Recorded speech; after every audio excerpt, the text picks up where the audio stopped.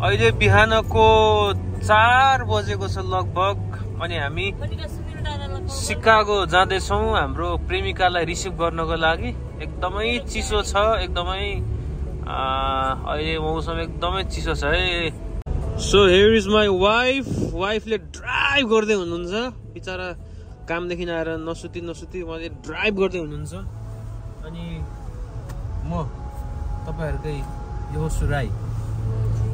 अनि हामीसँग यता रुन्ची पनि छ, मोनिका। सिकागो जानुको लागि 2 दिन लगातार आँसु बगाउनु भएपछि उहाँले सिकागो जानु पाउनुभयो। हामी अहिले सुनिल भाइलाई रिसिभ गर्नेछौँ, त्यसपछि अराउन्ड 5 आवर्समा हामी सिकागो पुग्नेछौँ। म नेपालबाट आउँदाखेरि मेरो ट्रान्जिट सिकागो नै परेको थियो, तर कहीँ पनि घुम्न पाएको थिइनँ। लेट्स सी आज कतै जानु पाउँछु होला। हाम्रो ड्राइभर साहबले कहाँ लानुहुन्छ हामीलाई, हामी त्यही जानेछौँ। एकदम चिसो छ है। ल सी यु सुन। अहिले हामी कहाँ आएको छौँ थाहा छैन, हामी एउटा पुलमा आइपुगेका छौँ। अनि यहाँ खोला फ्ल्यास पो आयो, खोला तपाईँले देख्न सक्नुहुन्छ भने हामीसँग जोडिनु भएको छ हाम्रो सुनिल भाइ। जयमसी भन्न चाहन्छौँ। जयमसी। मोनिका कहाँ सुतेको त्यत्रो रोएर। अनि हाम्रो ड्राइभरले ड्राइभ अझै गरिरहनु भएको म जानकारी गराउन चाहन्छु।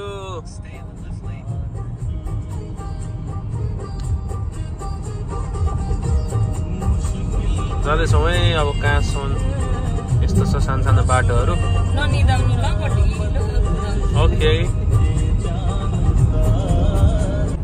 अहिले बिहानको 9 बजेको छ। हामी सिकागो तर्फको यात्रामा अझै पनि छौँ।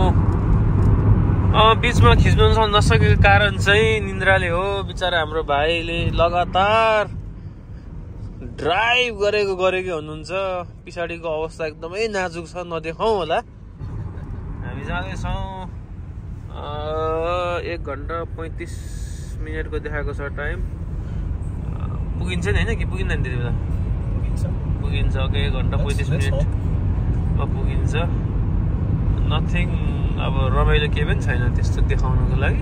बाटो देखाउन चाहन्छु जुम गरेर। जति देखाउँछ पुगेपछि देखाइन्छ हैन। अनि यहाँ चाहिँ पुरै खेतीहरू हुने गर्दो रहेछ त्यो मौसममा चाहिँ, खेतीको मौसममा। अहिले चाहिँ एकदमै खेतीसेती केही पनि छैन, किन भन्दाखेरि सबै हिउँै परेर बाहिर चाहिँ अत्याधिक चिसो रहेछ। अनि एकछिन 2 मिनट जस्तो निक्लेको चिसोले सबै कुराहरू खतम बनायो। अनि यो बाटो देख्दाखेरि चाहिँ निजगढको बाटो, झापाको बाटोको याद आयो। अनि झन् यो साइडमा हिँड्दा झन् झापाकै याद आयो, नेपालकै याद आयो। नेपाली हरेक ठाउँमा नेपालकै मात्र याद आउँदो रहेछ। अब कहाँसम्म पुगिन्छ यता देखाइदिउँ न हौ। देशप्रेमी उताबाट ट्याक्क लाएर जाँदैछ। सबै एउटै खालको रहेछ बाटो। कोलपुरको जस्तो पो लाग्यो घरिघरि त बाटो, सिधा नसकिने। ल हामी जाँदैछौँ है।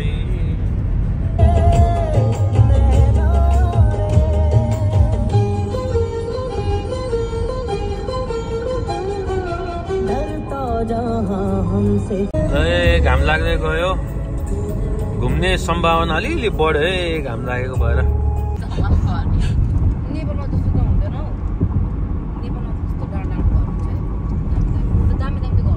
यो चाहिँ सिकागोको डाउनटाउन रहेछ। हाम्रो आजको मेन हिरो नि आइसक्नु भएको छ।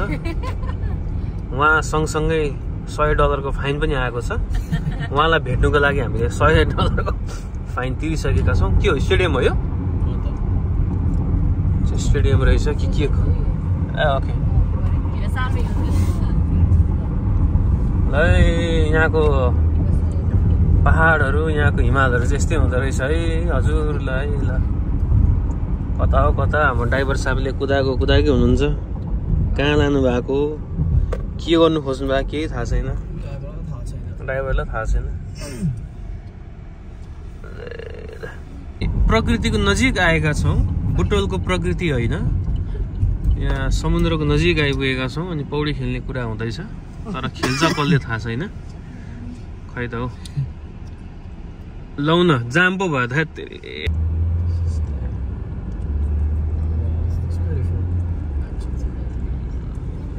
कहाँबाट जान्छ हौ यो?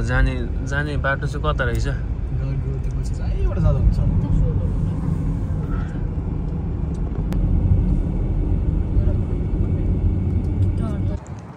ल हामी अहिले गाडी पार्क गरेर, यो ठाउँको नाम के हो अरे भाइ? होइन हौ, यो चाहिँ के यो ठाउँको नाम चाहिँ अब थाहा छैन, ठाउँको नामै थाहा छैन। मेरो फर्स्ट टाइम हो जाँदैछौँ। यहाँ रहेछ नि त, साह्रै चिसो भयो। चिसो भयो।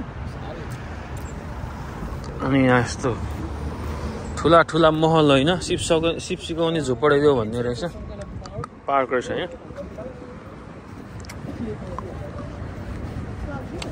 Cloud cave. ए क्लाउड केभ। क्लाउड गेट भन्छ। Cloud gate. Cloud gate. ओ क्लाउड क्लाउड केभ भनेर सुनेको मैले। आइस स्केटिङ पनि रहेछ। आइस स्केटिङ पनि रहेछ। Oh my goodness. Oh, look at this. It's beautiful. Pokemon Foundation cafe. के गरेछ रहेछ? ल स्केटिङ गर्ने पनि रहेछ यहाँ, रक क्लाइम्बिङ जस्तो पनि रहेछ यहाँ। मेरो त हात भाँचिरहेको दिनै कस्तो मजा हुन्छ होला यहाँ। सेट खुट्टा भाँचेको पनि। मेरो हात भाँचिरहेको चाहिँ खुट्टा भचाउनु। के हो र? के बोलेको चाहिँ के भने? मनिका त खालि नबुझ्ने भाषा बोल्छ। के भन्छ? के भनेको मैले के भन्छ बहिनी? के?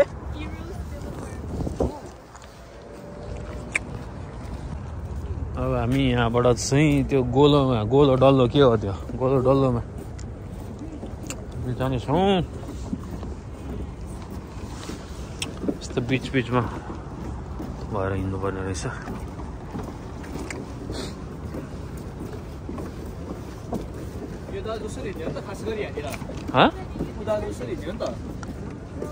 किन लगन लगा? म ढटी लगा चिसो लाग्छ।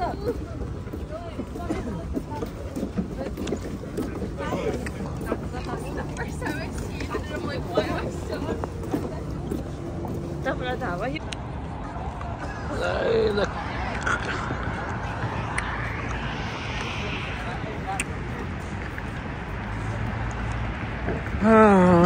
ओके यस्तो रहेछ यहाँ। थाहा छैन के हो यसको नाम, तर नर्मल्ली यहाँ पार्कहरू एउटै स्ट्रक्चरको हुँदो रहेछ। हामी जाने चाहिँ यहाँ हो यो डोममा।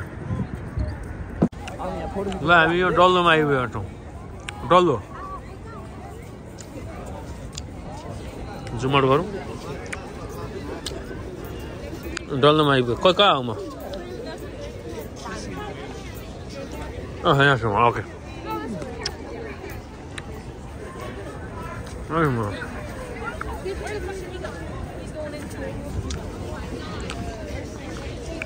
यति नै हो?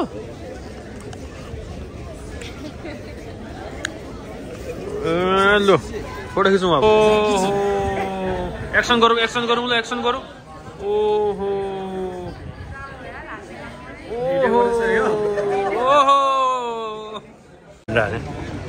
मिक्सर गर्नु पर्यो नि त। हेर्नु नि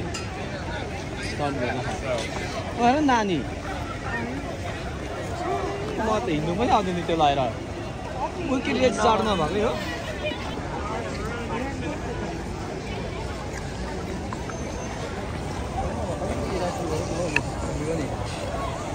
यसलाई कैद गरौँ न, यो क्षणलाई कैद गरौँ न।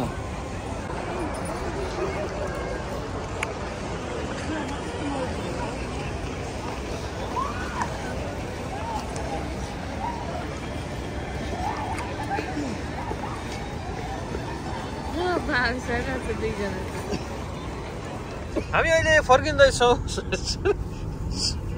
सुनिल भाइ, यहाँ दिदी बहिनीहरूले पुरा यहाँ एकदमै भुजा विथ सलाद भुजा विथ सलाद बनाउँदै हुनुहुन्छ अनि हामी चाहिँ एकदमै रमाइलो गरिरहेछौँ साह्रै रमाइलो गरिरहेछौँ हामी के भन्नु यति रमाइलो त नगरौँ होला हौ यति रमाइलो नगरौँ होला